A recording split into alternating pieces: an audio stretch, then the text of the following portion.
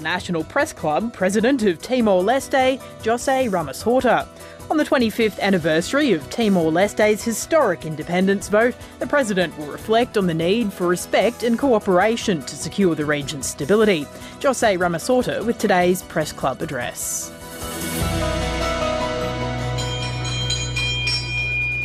Hello and welcome to the National Press Club of Australia on Ngunnawal country for today's Westpac address. My name is Jane Norman.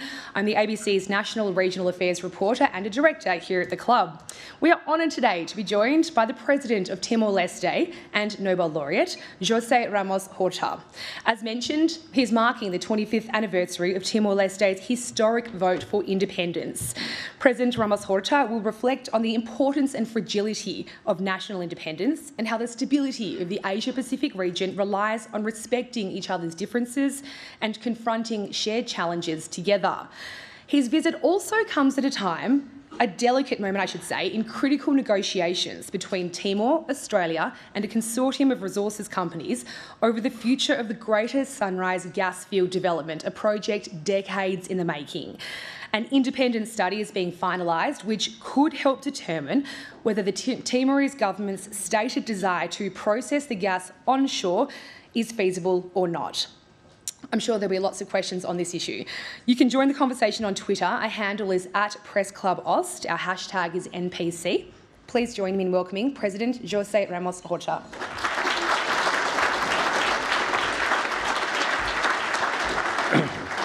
Thank you, National Press Club of Australia, for inviting me again. I've been here several times over the years, even when I was unemployed,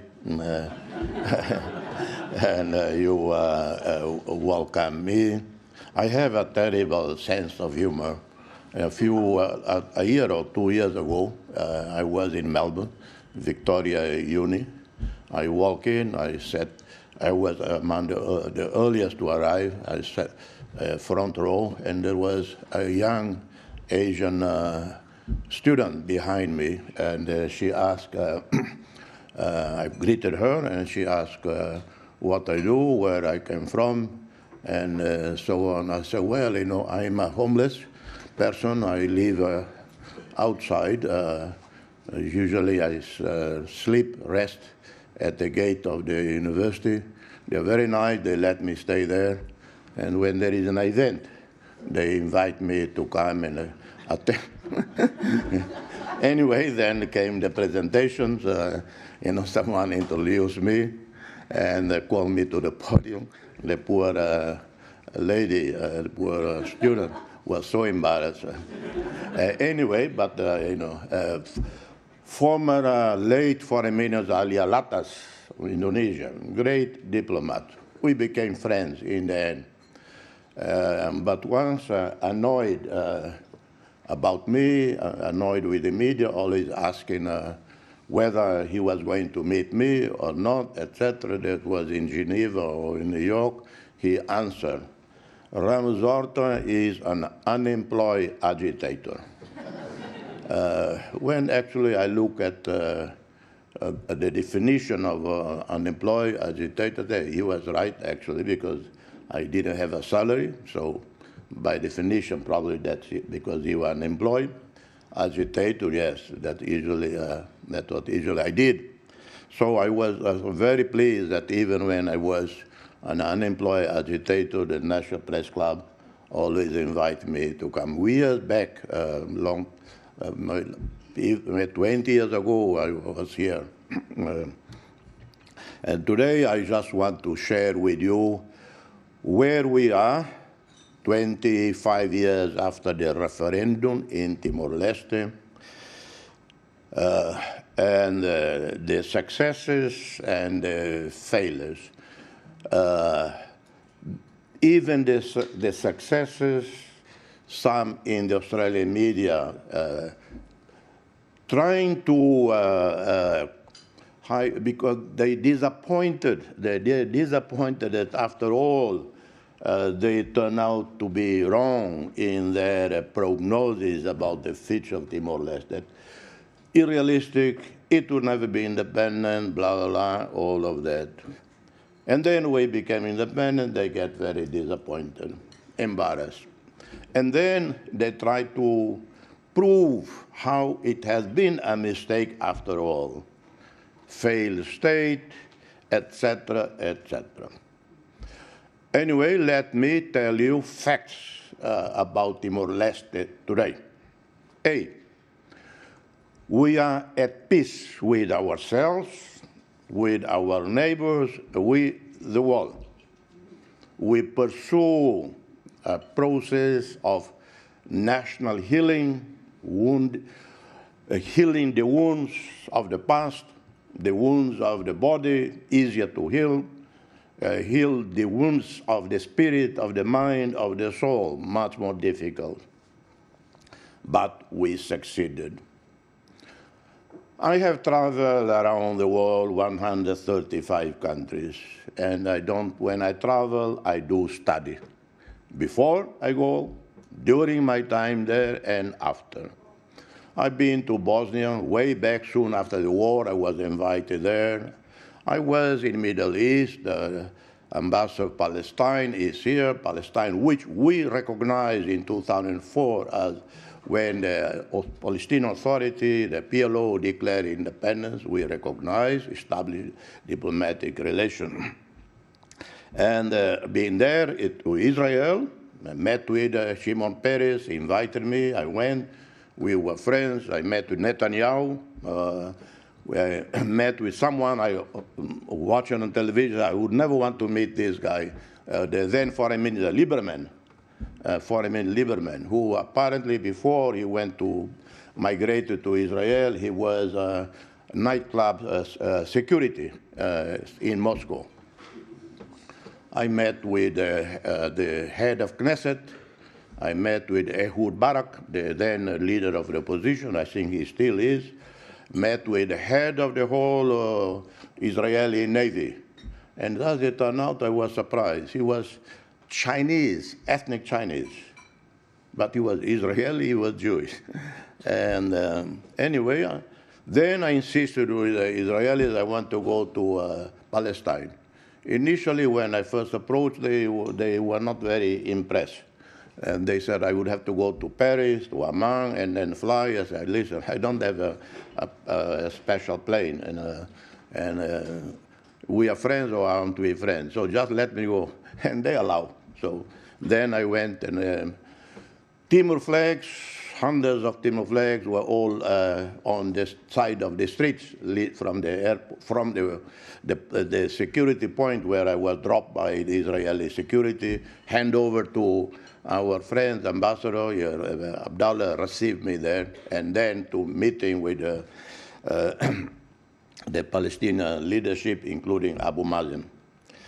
I've been to Guatemala, Central America, been to Southern Africa.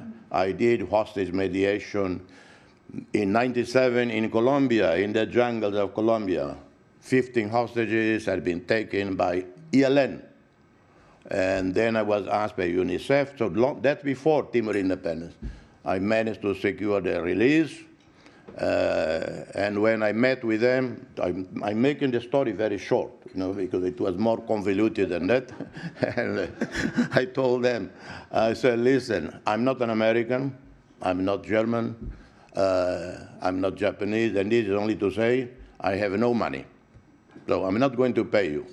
Because both FARC and the ELN, part of their business, or their main business, is kidnapping for ransom. And, well, I secured their release without paying any ransom. If you have time, patience to Google, you can find a Google Washington Post. There was a story on Washington Post about my expedition there. In 1994, July 94, I entered Myanmar illegally. I went to Thailand legally, but then I exited Thailand without going through immigration. Went to Chiang Mai to Mae Sot, then down to the river, up the river in a canoe, and landed in Karen territory. There I conducted with some colleagues the first ever human rights democracy training program for the NLD, the ethnic nationalities, and so on. So I know Myanmar like very few people on this earth. So familiar with all of these situations, and I can say comparatively where we are, where we were, comparatively with other situations I have been to, and I have to say, we have done very well against what it was in '99, 25 years ago, utter destruction, a conflict, bloodshed, not only Indonesia and Timor-Leste, no, among ourselves, Timorese. So many Timorese killed by other Timorese over the years. Xanana Guzmán, who is the real leader of the country, I was only on a briefcase, attaché case, carrying it in New York and elsewhere. As Ali Alata said, I was an unemployed agitator. So Xanana, with his authority, 17 years in the mountains, valleys, caves of Timor-Leste, reorganizing, leading the resistance. Then he was captured. Then he turned the prison into a forum, an international forum. At one point, Ali Alatu was furious because he told the media at that time, he said, it's almost like Sipinang is the foreign ministry of Indonesia now. Foreign delegations arrive, the first thing they ask is they want to see Xanana, instead of coming to see me, the Ali Alatas. So he's one. With that authority, he called for reconciliation. And it has been one of the most successful post-conflict reconciliation process ever. In 2015, I went back to Colombia, invited by President Santos of Colombia. He had done the peace agreement with the FARC, but then he made a fatal mistake, like many others make a fatal mistake. They put this very complex process into a referendum. Of course, in Colombia, they voted no. And the people rejected that peace agreement with FARC. He asked me, how did you do your reconciliation process? It was very well known in Colombia. I said, we didn't put it to a referendum. That's what leaders are about. Xanana, with his authority, he said, no prosecutorial justice, justice of the victors, of the winners, against those who lost. Anyone who did not commit violence in the past, cast the first stone. And if we are going to start trials, let's start with ourselves first, and then others. So I explained that. And since then, not a single Timorese has been put on trial because of the past position in the struggle. So the country is at absolute peace, peace with ourselves, the best possible relationship with Indonesia. And I have to say here, for record, and because it has not been said enough, and I consider myself guilty too, because I should have nominated B.J. Habibie, the transitional president of Indonesia, for the Nobel Peace Prize. In my record in nominating people for the Nobel Peace Prize, I have been reasonably successful. I nominated Muhammad Yunus twice. Second time he won, Prime Minister now of Bangladesh. I nominated Kim Dae-jun. He had been nominated many times. I wrote his nomination in a hotel room in Seoul with his senior policy advisor, Han Jong-kim, Professor Han Jong-kim. And the following year, he won. I nominated Jimmy Carter. Jimmy Carter had been nominated many, many times, but never succeeded. Then one member of the Nobel Committee told me, why don't you nominate Jimmy Carter? I knew they were just waiting for me to give the green light, because No, I explained to you because he had been nominated many times. But Jimmy Carter was very, very much criticized in the past because it was during his administration that weapons supply to Indonesia went up 100% in the first year alone by 1977. Noam Chomsky wrote substantively about it, and Nobel Committee was worried about it. I said, well, I cannot judge a person because of one of his policies. No, the man, since he left office, has been an extraordinary leader, extraordinary human being. I will nominate him. So they just waited for that, that there will be no controversy. So I called Jimmy Carter's office. I said, I have a reason to believe that this year, next year, he will win the Peace Prize. I need information on his mediation, also on the Carter Center, on human rights, democracy, and so on. B.J. Habibie deserved that. He was a weak president. Weak in the sense he was not elected, he was vice president under Suharto. He took over a point when Suharto was invited to leave the presidency by the military. But with his advisor, Dewi Fortuna Anwar, a brilliant academic who advised him, first, move on with resolving the conflict of Timor-Leste. And I remember I was in Atlanta at that time, visiting friends in CNN. I had many friends in CNN headquarters in Atlanta. They called me to go there for 2-3 days. I went. And then one of the journalists came to me and said, Jose, come, President Habibie is talking about Timor-Leste. Habibie was talking to a group of Indonesian investors. He said, by the end of this year, I want the problem of East Timor resolved because I want all of us, Indonesians, to focus on developing other provinces. And he added, this East Timor is very poor. It has only rocks, has nothing else.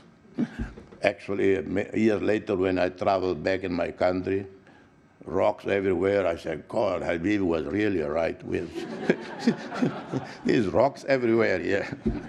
Anyway, but not only that, he pursued the democracy movement in Indonesia, the reformasi. Habibie and the military, the TNI, they could have done what the military in Myanmar did several times. And other dictatorships have done over the years in Southeast Asia and elsewhere. And what would have happened? What would have been the international reaction? You react sometimes formally, first hours, first few days, and then realism, realpolitik set in, and forget about the people who were denied democracy, were denied their freedom. So trade, business, and then we hear all kinds of arguments about, well, you have to be realistic. The best way to help the people on the ground is to engage the regime, etc., etc. But the TNI, and chapeau to them, they understood the winds of change. They encouraged the process to move on. Democracy in Indonesia, they didn't become an obstacle. And Indonesia changed beyond recognition. So the best possible relationship in our own country, reconciliation, healing the wounds of the body, of the soul, normalize relations with Indonesia, and in 2025, we will be the 11th member of ASEAN. First, thanks to the normalization of relations with Indonesia. Thanks, obviously, to the fact that we created conditions of peace and security in the country. And we thank profusely the international community, our neighbors, Australia, New Zealand, and all others. Because sometimes when you have a choice of bad neighbors, then you are in trouble. Very difficult to build peace in your country if you have bad neighbors. So you have to choose better than neighbors. Of course, I'm being sarcastic because you cannot choose neighbors. You might be able to choose friends, but you cannot choose neighbors. You just have to know how to manage relations with neighbors. And we have been fortunate to have two great neighbors, Australia and Indonesia. And beyond that, of course, these two are the physical neighbors that were much closer. But we have been able to develop also relations throughout Southeast Asia with all the ASEAN countries, then North Asia with Japan, South Korea, China, and do not forget emerging superpower India. And domestically, in 2002, we had only one PhD. Today, we have over 100. Very few in Timor-Leste because PhDs were awarded only very recently, and only one or two. They earned PhDs in Japan, in South Korea, in Australia, in New Zealand, in Europe, even in Germany, in United States. Hundreds of master's degrees in Timor and elsewhere around the world, in different fields. We had only 19 medical doctors in 2002. Today we have 1,200, 300 medical doctors. Most of them trained in Cuba, but they completed the training in Timor-Leste. They did only 3 years in Cuba, 2 years in Timor-Leste. Medical school was established by President Fidel Castro. At the time, I was very skeptical about a medical school in Timor-Leste, but it's credible. Our medical doctors who accompany our patients going to Jakarta, Singapore, and you have Dr. Nitin here from Tasmania, but originally from India. He's been already in Australia more than 30 years. He set up the East Timor Eye Program, the first Timor optician, not optician, ophthalmologist, through him trained at Sydney University, Dr. Marcelino. Many more have been trained. They have done hundreds of cataract surgery now. Now we were doing daily in Timor-Leste.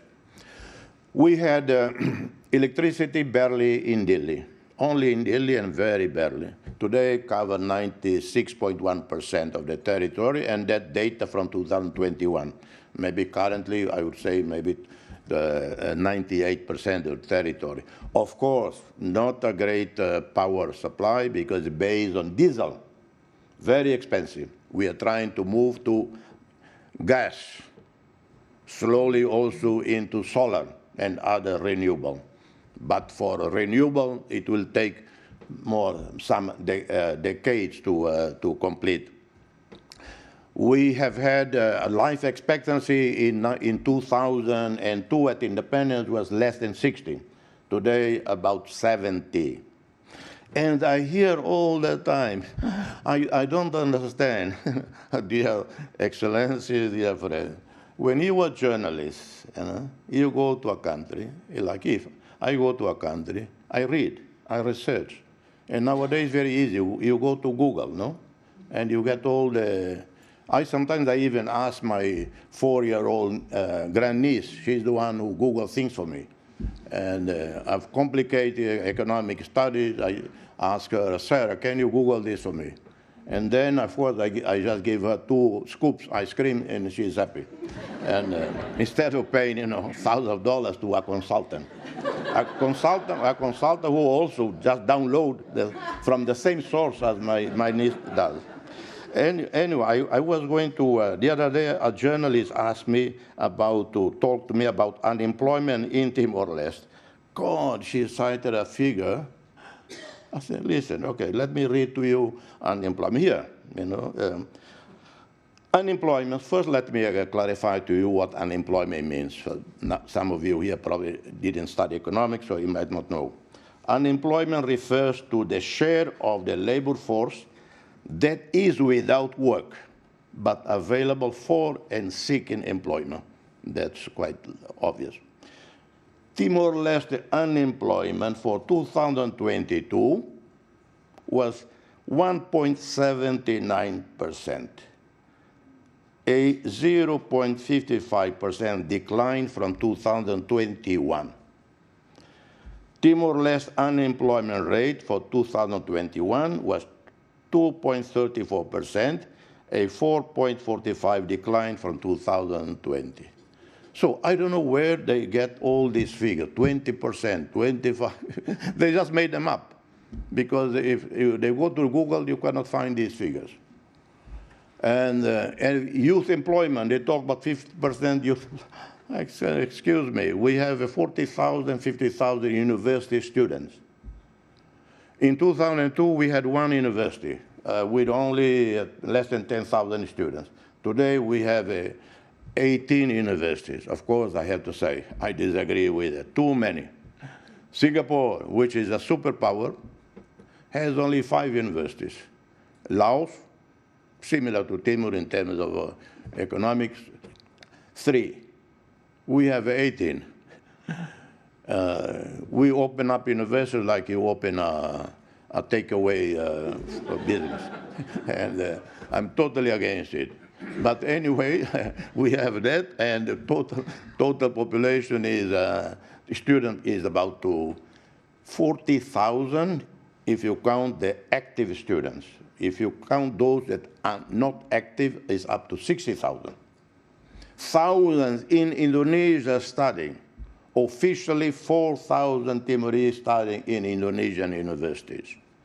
Then count in Australia, in Europe. Where can they get this figure of 50% youth unemployed? Just mathematically, statistically, it's not possible. We have zero ethnic-based or religious-based tensions. Timor-Leste, 99.6% Catholic, small number of Muslims and the Protestant living side by side in perfect harmony. So that's why Timor-Leste, 25 years after the referendum. I say that, share with you, but also because friends in Australia, New Zealand, Indonesia, across the world, in Europe, in Portugal, in Spain, in Italy, in Ireland, in the United States, friends in the US Congress, who for years battled with us, supported us, they want to hear the good news.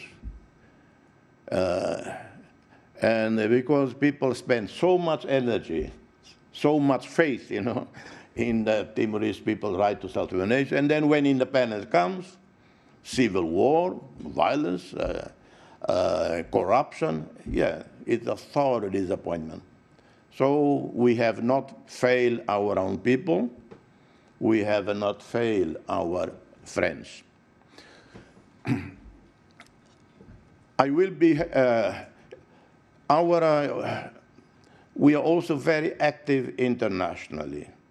His Holiness the Pope, Papa Francisco, came to Timor-Leste from arriving on the 9th and left on the 11th, on the 12th. And I told our people, the ones in charge of organizing it, and I said, if we manage well the visit of the Pope, we can manage ASEAN ministerial or head of state summits. So, and I have to say, ladies and gentlemen, I was surprised how well we did. I was worried during the preparations for basic things like dehydration of people all day long, 2-3 days before they start coming. People were there 6 in the morning, 4 in the morning, waiting for a mass that's going to start only at 6 p.m. I said, there cannot be lacking of drinking water for the people. There will be problems with dehydration. And how about toilet facilities? We are talking about the estimate was 600 to 700,000 people. And how about food to all these people camping everywhere? None of this happened. With no dehydration problem, enough water, enough food, enough toilet. I have to say here, I thank Australian government. Australia responded very fast, very effectively in helping us with some of the basic infrastructures, including a hospital, an airplane hospital, ready for evacuation of anyone that need to be evacuated to Darwin. Australian Federal Police, working with the Indonesian police and our police, did a fantastic surveillance of the whole area, 24 hours. Nothing suspicious would have escaped. Afterwards, they briefed me, and I thank them for that. Tremendous cooperation between us, Timor-Leste police, defense forces with Australia and Indonesia in monitoring the situation. The Pope left when I was escorting him back to the plane, and I stopped at the Guard of Honor. From there, he would be taken to the plane by Vatican protocol and security, but he touched my hand, hold my hand, and he said, "Come with me to the plane. I want, so that you are sure that I leave the country." So I went with him all the way to the lift where we would be ending his mission. And he looked at me in the eyes, he's very touched, and he said, "Cuiden bien de este pueblo maravilloso." Look well after these wonderful people. And he said, I was never so well received. He meant only that, of course, hundreds of thousands elsewhere, millions elsewhere, but the intensity of the reception he got from our simple people. So that's where we are, 22 years. I was signaled that time is up. Any question, issue that I left untouched, Gaza, Ukraine, China, feel free to ask. Thank you, and God bless you.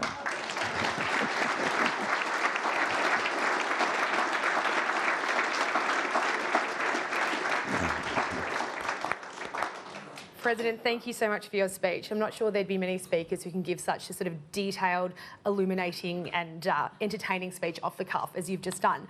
But I do want to ask you about China, as you've just invited. Excuse me, my pen. And I want to take your perspective on China's position in this region and specifically, I guess, fears that some people have in this town that you are effectively leveraging China against Australia at the moment, sort of in relation to the Greater Sunrise Project. So I wanted to get your views on China and then, you know, the negotiations that are going on. Okay, I say this, you know, sometimes I think in Australia, because not much really happened in Australia. And yeah, in my country, even less happening, you know. The police mistreat a local. God, it's front page news. Only because nothing much happened in the country. And some minor incident, it was. So I always tell the journalists, yeah, nothing happened here, so you make up this. And in Australia, I think one that probably more capturing people's interest in buying the newspaper and looking at the television is if it involves China in the negative way. I think that's the only reason. Because I would say the Australian intelligence, Australian military people, and the politicians who are really, really informed, educated, they would know that China is not in any shape or form, imagination, a threat to Australia, or least of all to the United States. And it is an economic trade rival. Yes, China steals technology. Who doesn't steal technology? And it is spies. Yes, you know, a great a British ambassador, I don't mention his name, and he was in West Africa, in Senegal, when I was the Special Representative Secretary General in Guinea-Bissau. And then there was the issue of espionage in Australian spying on the Timor, government. And the ambassador with a British sense of humor, he said, God, if because of bugging phones, people would cut relations, U.S. wouldn't have a relation with any country because they bug everybody's phone around the world. And so for us, that is, and if at all, the Australian intelligence continue to bug our phone, or the Chinese, they would find it very boring, very tedious, because the only thing you end up finding out is Timorese politicians, leaders, badmouth each other all the time. And that's what it made them. So we don't discuss high-stakes security issues with the Chinese. When I went to Beijing, months of preparation of the work, President Xi Jinping had already all the briefing. I wanted to discuss most was agriculture. How China can replicate in Timor-Leste the Chinese miracle of eliminating poverty, increase food production. And he responded very well. I did the same in Vietnam with the Vietnamese. Please help us securing food sovereignty, food independence. And they are planning to do in a bigger way support to Timor in this front. In regard to the rest of the world, yes, of course, there are sensitive issues of South China Sea. My view, my vision, we base our position on UNCLOS, United Nations Conference Treaty on the Law of the Sea, that established exclusive economic zone for any coastal state, and when it overlaps, you agree on median line, as we did with Australia. And we did so bilaterally, Australia and Timor-Leste. We agreed both to bring in an independent commission appointed by the UN. In regard to South China Sea, my vision, ideally, in a romantic world, would be a sea of peace and cooperation. A sea of peace and cooperation. President Xi Jinping said, I agree with that, because they had read my comments before. But I also said solution to the dispute in South China Sea, because these are bilaterals, should be discussed bilaterally between the claimant states. To say that, this is not acceptable because China would put so much pressure on each country that they are smaller, weak, that is patronizing to these countries, maybe small, but they have an incredible sense of sovereignty, of pride, and the more pressure put on them, the more they react, the more they resist. So it's total nonsense, this argument. And then I never read in my 50 years of study that a multitude of problems, you bring it to some multilateral forum to resolve. No, you discuss bilaterally. The rules are there, international law is there, Law of the Sea Convention is there, you know the legal limits, your right, and so on, you negotiate. So anyway, for us, excellent relationship with China, as excellent relationship with United States. I know the US like few Americans know. I lived 15 years there. I traveled all over the country. I know Nancy Pelosi well. She's a friend. Almost the whole Kennedy family. I know Republicans, I know Democrats. So a great friendship with United States, as with all of you. And the only security arrangements we have is with Australia. We have Australian military personnel there, police. I don't know how many Australian military are there, maybe 30, 40 or more, I don't know even. Can you imagine if just we had 1 or 2 Chinese military personnel there? No one would sleep in peace in Australia. we have a Portuguese military, navy, police personnel there. So the only 2 countries that we cooperate on security is Australia and Portugal. But we have a permanent U.S. Military presence, but they are Navy engineers. And I was the one who brought them to Timor-Leste when I was in my first term in office. I talked with friends in the U.S. Senate, in the Congress. I knew about the Seabees, the U.S. Navy engineers. They are fantastic. And we managed to get them to come to Timor-Leste. Been there now more than 10 years, doing great work. I even pleaded with America, please, can you increase the numbers? They said, well, no, we cannot. We are overstretched with the Navy engineers, but they are very good.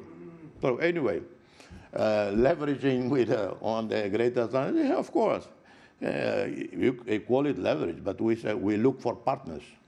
You know, if Australia doesn't feel like to for different, we are totally understandable. Then either we talk with the Chinese or we talk with the Kuwaitis, because the Kuwaitis, a private independent fund from Kuwait, they've been to Timor already 5 times. They said, we are willing to invest upwards $12 billion on the Greater Sunrise Project. And they said, we are not a Kuwait government fund. We are private fund. We are ready to do it. And they have met with Prime Minister Nana. They have discussed. So Korea, Japan, all interest. So anyway, I think next question. You're waiting. My apologies. That's all right. Our first question is Simon Gross from Canberra IQ. Thank you for your discursive, entertaining speech. My question is about your country's identity. You're now early into your 3rd decade as a country. It was formed when there was an emerging groundswell of rejection of colonial heritage. You pushed against that tide. You gave your country a Portuguese name and you adopted Portuguese as an official language. I wondered if you could explain to us how that history and those decisions fit with the current rejection of colonial heritage. Thank you. I have been asked this before, once in Washington, actually. A great senator, friend of mine, I don't mention his name, he was a wonderful human being. He was in the House of Reps, Senate for 30 years, always winning the election, never lost once. Was he a Democrat or a Republican? Pardon? Was he a Democrat? Democrat. Very liberal Democrat, very good man. Actually, I can mention his name. Tom Harkin from Iowa. Okay. Wonderful human being. He organized a coffee for me with several senators, 6 or 7 of them. Then, in the midst of all, he said, José, you know we love you. Every time you come here, you ask us, we always support you. But your choice of Portuguese for your language is an absurdity. But he said it in such a way you don't get offended. He's such a sweet man. And he said, if you chose English, you would jumpstart into 21st century. I said, at the time, the war in Liberia was high on the media every day, front page. I said, Tom, are you suggesting that your former colony, Liberia, is already in 21st century? And I can mention any number of English-speaking countries that are not exactly in 21st century. I could mention some Spanish-speaking countries that are in 21st century, like Costa Rica. I can mention some German-speaking countries. The Germans are doing very well without English, and all the Japanese, you know. So, of course, you know, for Anglo-Saxons, Americans, Australians, I said it. You know, for you, Americans, Australians, You people speak only one language, so you people get very confused when we speak many languages. So Timor-Leste, we are very good with language. We have actually 4 languages. Officially, Tetu, the national language, which today is 70%, 80% Portuguese vocabulary. We have Portuguese, and then we have working languages. We have English and Bahasa Indonesia. English is increasing, expanding. People learning English on their own, particularly now with YouTube and so on, people learning. And the Bahasa Indonesia continue to be vibrant. I don't know what the percentage, but maybe 40%. I personally defend that in the future, looking at details, how to do it, I would agree to make Bahasa Indonesia an official language as well. Why not? English will take a long time because we don't have to make English an official language to use English. English is like a commodity. Everybody uses English. Our people are learning English. So that is, for us, well, Portuguese has been there 500 years, but nothing to do with the colonialism. In West Africa, which I know reasonably well, you have French speakers like Senegal, Cote d'Ivoire, Mali, etc., and then you have English speakers, Nigeria, Ghana, and all the others. In Southern Africa, majority, almost all English speakers. English the official language. They have their own local language as well. And then in Central Africa, again, a lot French. So it's nothing to do with colonialism. English would be also colonialism if we look at that, but colonialism left also very many good things. One is the instrument of communication, which is language. Thank you. Andrew Tillett from the AFR. Yeah, thanks, Jane. Andrew Tillett from the Financial Review and also Vice President here at the club. I'd like to ask about Greater Sunrise. And in Australia at the moment, we have a lot of environmental groups pushing to stop approvals of new oil and gas fossil fuel projects in the country. Yet with Greater Sunrise, we're seeing your country pinning its economic future on a gas project. I was wondering if you could sort of, I guess, reconcile maybe the tension or the contradiction there between that. And do you feel that maybe that push to decarbonise might also affect the ability to get Greater Sunrise off the ground? All of us who have a understanding of the gravity of the climate change challenges, the nefarious consequences of human activities over the last 100 years. We can see it on daily. We can see it in Timor-Leste, how the weather changed, the rain season change. We know it is urgent to do. But I start by saying, Timor-Leste CO2 contribution is 0 point. Then you begin to write zeros all the way from here to the street over there, like maybe 1,000 zeros, still not our contribution to CO2. And the same like other small countries. For us, it's a matter of our development survival to continue with our non-renewable development.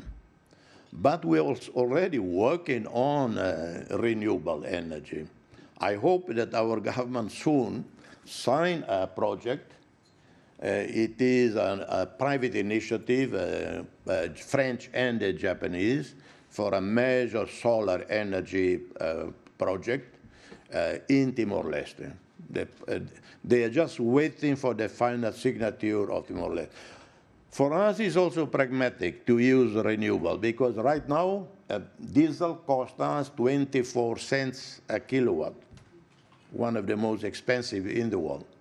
While we do solar, it will cost 4 cents or something, 6 cents or whatever. So for us, it would be, but we want to develop Greater Sunrise and any other gas field onshore and offshore to guarantee us financial viability for the next 30 to 40 years. But same time, we are moving towards renewable. And I don't criticize countries like the United States, Europeans, and China, India, because it's easy, to blame. Yeah, but they are to blame. But who knew it then? This is what it was available. We do, and because of that, the world also progress. Medicine, science progress with non-renewables and so on that power all this. So. Let's stop with the finger pointing and agree what is the best strategy. And one of the best is the financing of the poorer countries to transition to renewable. So if and when Woodside, joint venture, and Australia agree, I wait to see. I haven't seen yet that independent study where the pipeline would go, to Darwin or to Timor-Leste. My role as president is very, it's not ceremonial because the president of Timor has some significant authority. It is not like the president of Italy, for instance, or the president of Austria. But in reality, I have a little to say in any decision on the Greater Sunrise. However, as a responsible person, I want to study thoroughly the independent study to see what are the advantages of either option, Darwin or Timor-Leste. I want to see, because there are risks, there are certain situations that are unpredictable, some predictable. We invest now billions of dollars, and then what will be the price of gas 10 years from now, 15 years from now, with so much gas in the world, and so on. So it has to be, decision makers in my country have to be very, very serious about this. It cannot be, cannot be a political issue. This has to be purely economics, but based on a serious, impartial study that would be persuasive in regard to one option or another. Thank you. Our next question is from Stephen Jedgetts from the ABC. Thank you for your address. Mr. President, could I ask you about Timor-Leste's apparent decision to suspend acceptance of a Guardian-class patrol vessel from Australia? Now, this decision to delay or suspend acceptance has been interpreted, rightly or wrongly by some analysts, as a, quote, warning signal, to use Damien Kingsbury's phrase, from Timor-Leste, that security ties with Australia remain contingent, and some suggest would be contingent on the outcome of negotiations over Greater Sunrise. They're suggesting, in other words, that you're using that as leverage as part of your efforts to try and convince Australia to do everything possible to convince the consortium partners to take the gas to Timor rather than Darwin. Can I ask, is that analysis that's been put correct? And if it's incorrect, can you say why Timor-Leste has made the decision to suspend acceptance of, or to delay acceptance of those two vessels, at least for now? Thank you. Yeah. This speculation could be accurate. I have no way of knowing. I was not consulted, I was not warned by our government about the suspension or cancellation of the two patrol boats, because this was something was ongoing for several years, requested by our side and by two top senior military. But then, of course, there is a new government that came in, led by Mr. Shannon. They suspended several other projects. They did not suspend only this patrol boat. Suspended a contract that had been awarded, signed already for the modernization, expansion of the Dili International Airport. And finally, a year later, they signed a revised agreement. It had to do with, at the time, apparently alleged inflated costs of the airport. The government thought that for that phase, that period, it was too big, no need for this and that, so it's signed now. They are reviewing now this solar project in Manatutu that had been agreed by the previous government. Again, looking at the cost. But the cost, actually, this particular project, no cost to Timor, and it's going to be very important because a big Japanese company is going to build a shipbuilding yard in Timor-Leste, in that area. And this is a concrete project that has all the possibilities of underway to go ahead. And we need that solar energy. With our current energy, it will make the shipbuilding probably economically unviable, too expensive. So I believe that I don't think that it has to do with negotiation pressure because, to say in fairness, we never had a better chance than with the current Prime Minister, current government, Anthony Albanese, to find a solution that is more helpful to Timor-Leste. I believe when, I think I'm right, I saw in the media many months ago, the Prime Minister would have said, we want a solution that best serves Timor-Leste's interests. And I believe those in Canberra that make the decision, they are genuine, they are sincere, that they would support whatever decision, whatever option, based on a good, solid, independent study that would benefit the most Timor-Leste. Because Australia has enough gas to sell and give away. And it doesn't need the Timor, the Greater Sunrise. And I have said many times, previously also here in this National Press Club many years ago, I say, and I think Australia's side agree with that. Australia, when look at Timor-Leste, it should look at it as an extension of its own national security interests, an extension of its own economy. You cannot be narrow-minded, provincial, and look only at your immediate territorial waters or your median line.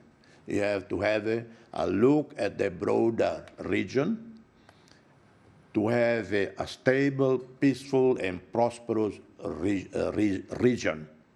And to achieve that end, you would have a vision, a policy that can make this vision a reality in the region. And that means do everything possible to make Timor more independent, more self-reliant, prosperous, a friend of Australia. That in the future would include labor mobility, because Australia, like almost all the European countries, have a very serious aging population and need a workforce. The Germans, one country I know well, I visit more often than almost any European country, Germany, because of many friends there. Only a few years ago, in 1 year, they had to recruit 250,000 foreigners, youth, for apprentices. They couldn't find locals. And the same happened. Portugal has the worst situation in terms of workforce. They don't have it. One of the worst aging population is Portugal. Italy is #1 worst in Europe, or in the world, is Italy. So you need young Timorese, young Pacifics to help your economy, because help economy helping us. But have to look again at the workforce program, because although Australia has great laws, very fair, there is also exploitative practices. For instance, Timorese workers have to pay for boarding. Okay, that's fine, we pay. But one person pay something like 100 plus dollars for a week, not for the room, for a bed. And sometimes that room has 8, 10 beds there, and each person pay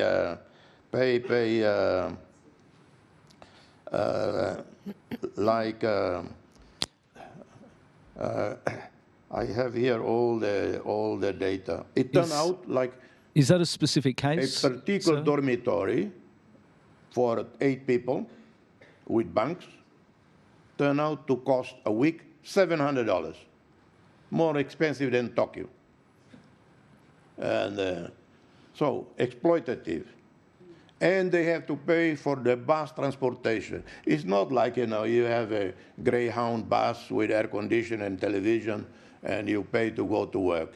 In my own country, Heineken beer factory, the company has the bus, ferry workers from the city to the beer factory. It's part of the work, part of the company. They don't pay for the transportation. Here, the people have to pay for transportation, the workers. They have to pay, we pay around, Timorese workers pay around 31 million Australian in taxes each year.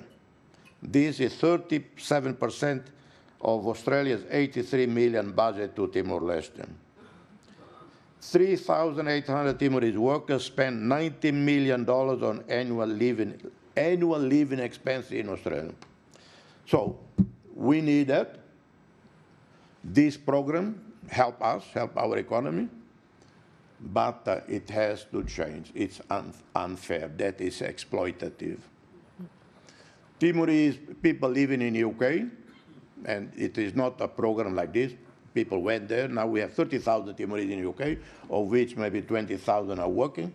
Last year, December last year, they sent, up to December last year, they sent $110 million to their families. Far better than foreign aid. This kind of work program better help our economy than the so-called ODA.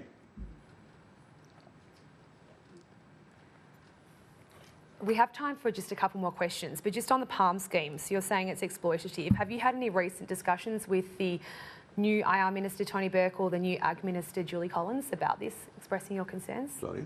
Have you had any discussions, with the Agriculture Minister or the Industrial Relations Minister in recent times about your concerns about... Our embassy has compiled substantive report to raise it. I know the laws in Australia are good, but like in many countries, sometimes the enforcement of the laws have it more difficult because there are always, I say, unscrupulous employers, and that's not only in Australia, elsewhere. So I know we have raised it with the Australian side, and I hope that it will be corrected because Australia, one thing is very well known about Australia, is very fair-minded country, and so I believe that in due time, with due course, will change, will improve.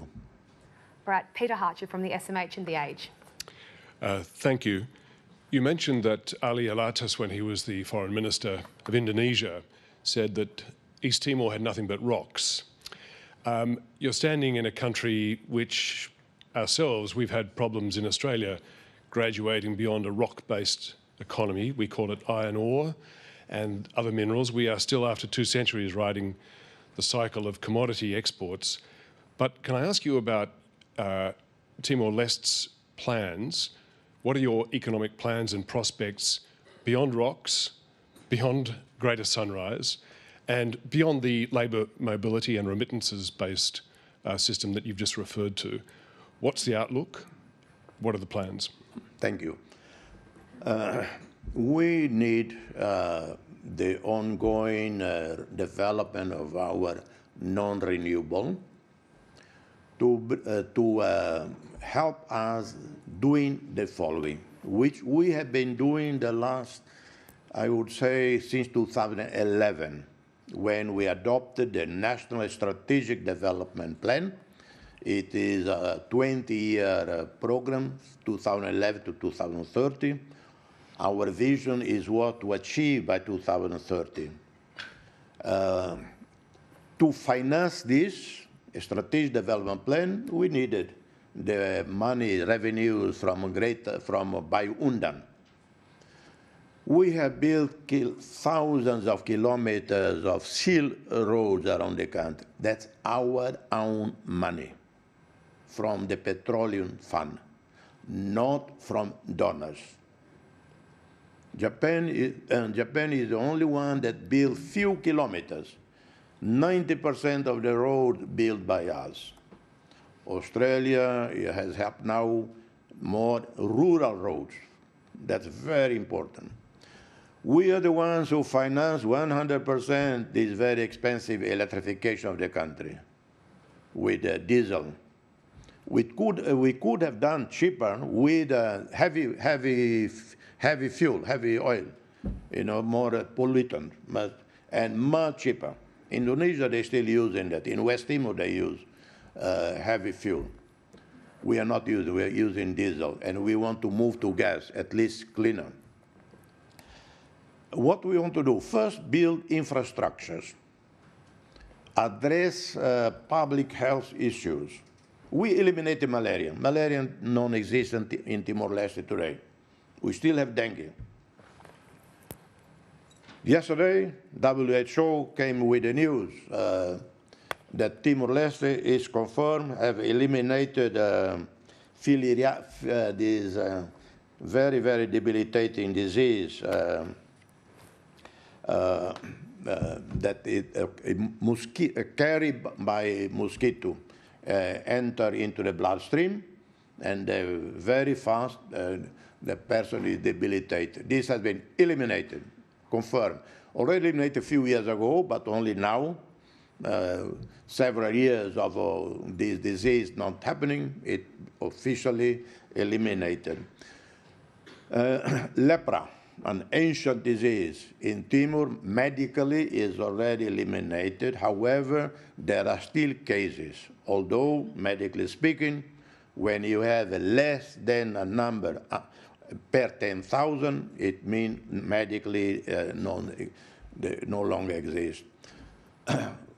We want to move forward, with every person in the country having done year 9 school. We have one of the highest school enrollment in Asia in the world, but drop out a lot. We still have a tremendous level of child poverty, child malnutrition. We have to address that. And to do all of that, that's why we need the Greater Sunrise development and the development of Greater Sunrise. And let me add, for many people misunderstand about Timor and in some of the media. For instance, we are one of the few countries in the world with the lowest debt. Total debt we have is about 13% of our GDP. Maybe now 16%, as I understand. And none to any commercial bank. We owe nothing to commercial banks. The so-called debt trap is more to Western commercial banks than to China. I tell you, the study just came out from Washington Defense Institute, a scholar there. He said, no, this is total nonsense to say. So that's we owe zero to China in terms of debt. Our debt is primarily ADB, World Bank, and IFC. So what we want to achieve, better roads, better communications. Now with the submarine cable, by next year we have first-class telecommunications, better health services, and gradually improving, expanding the tourism industry. So these are part of the alternative to non-renewable. Thank you. Our final question today is from Cameron Carr from SBS. Hi there, Cameron Carr, SBS World News. In light of the current ASEAN summit and Timor-Leste looking to become a full member, are there any key policies or directions you'd like to see the association taking currently and in the near future? Sorry, can you? Did you want to repeat? Yes, no worries. So Timor-Leste is looking to become a full member of ASEAN. Yeah. Are there any key policies or strategies you'd like to see the association moving towards now or in the coming years? Joining ASEAN has been a long goal from us, at least from me. Way back when first time ever in my life, I went to Jakarta, June '74. I was very young, inexperienced, broken English. I went to see Adam Malik. I went on a scooter. I didn't go in a limousine. I drove scooters, Batchak in Jakarta. And I talked with Pak Malik about Timor-Leste being independent in the future, and they would join ASEAN. It doesn't take an Einstein to understand the importance of regional integration and our own life, daily life. It shows that thousands of our people travel back and forth to Indonesia, thousands of Indonesians living in Timor-Leste. So the easier we move in the region a bit. That's the reason joining ASEAN. Economic, trade, but also diplomatic. We, as a newcomer, and I've said, our main contribution, main obligation to ASEAN is that we remain a peaceful country, that Timor is peaceful, is stable, that we don't add to the challenges ASEAN facing, like with Myanmar. And there's some people surprised that Timor not joining ASEAN and already not yet joining ASEAN and already so outspoken on Myanmar. Wouldn't that affect our membership? No. ASEAN has changed a lot in the last years. We are not the only ones being very outspoken on Myanmar. Indonesia is one of them. President Widodo is not very outspoken person, but I met with him. He was very upset when the Myanmar military, not listening to him, not listening even to Hun Sen of Cambodia, went ahead and executed 4 young people, the democracy activists. So for us, first obligation, Timor must remain peaceful, stable. Better still that we are prosperous. And that's what we will do, and we will benefit from joining ASEAN. And with that, please join me in thanking President Ramos-Horta. Thank you.